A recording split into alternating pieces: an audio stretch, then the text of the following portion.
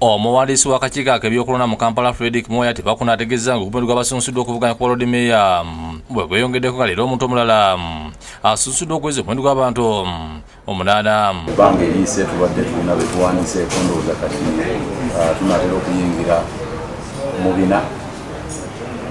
Tulina abeewandisiza ku bwa councillor to the divisions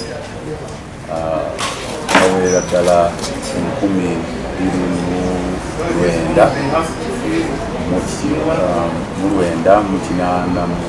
Ono asinzidde ku kakiiko k'ebyokulonda Ntinda bw'abadde basunsula bakansala ba Meya ne ba Lord Mayor ate bafise mu nnaku 9 ezasibwa akakiiko k'ebyokulonda.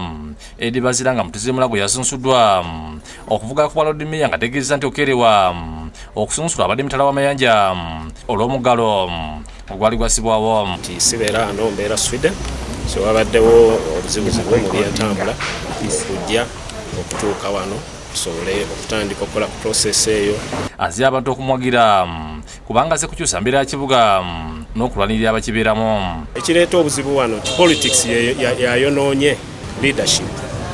Oluusi omuntu nga gwe Lord Mayor oba olina kyoyagala okukola n'ate ng'ekibiina kye ate kikutwala mu direction endala. Naye bw'obeera ng'oli independent osobola okukola ebintu bingi. Ne Munnakatemba Shirafu Ssemwogerere asusuddwa okuvuganya ku bwameeya bw'eggombolola ey'Olubaga olumaze okusunsula alambuludde byagenda okukola. Certificate banze okukola ki okugimpa Lubaga division njagala gifuula mmira ya Uganda oba mmira ya Kampala ntya nti omulambuzi okujja mu Lubaga division ng'omulambuzi azze alaba Uganda yonna n'agiraba mu Lubaga division. Yasani Kasujja Kaga ku poliisi ekimoni nayise ebivulo kwetula tawuni kanso yekayabwe nga malize okuwandiisa empigi oluvannyuma lw'okuwandiisa Kaga asuubiza nga bwagenda okulakulanya ekitundu awulira olukolobozi lwa Ikweta lisobozesa okwongera okusikiriza balambuzi. Olwayo bw'otunulira Ikweta weeyimiridde omuntu abeera ebweru n'alaba Ikweta ne yeesimba nti ngenda kujja kulambula Ikweta naye nga tewali n'awayinza kusula ngenda kuleeta enkulaakulana. Twetaaga Kayabwe ebitaala bya Keeya Kane nga buli omu alaba nti ekibuga Kayabwe kino tekirinanye Ikweta.